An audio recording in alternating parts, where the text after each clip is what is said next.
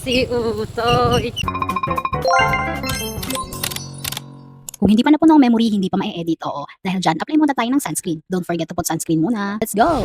Sa amin. Kanta-kanta pa yan siya, oh. Anyway, sa mga magsasabing walang helmet, dito lang naman yan, malapit lang. Sa kabilang kanto lang, same barangay pa din. 3 times a day, ganitong routine. Sabi, nanay mo, anak ka ng tatay mo, anak ka ng dalawa.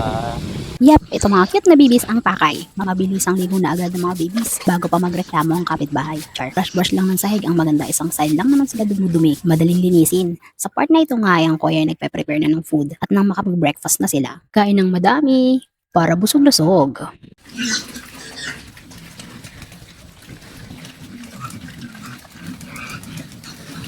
Siyempre, hindi din natin pwedeng kalimutan ng water nila. Meron na yung vitamin, hinalo-halo lang. Medyo tumining na sa ilalim. Chibog-chibog.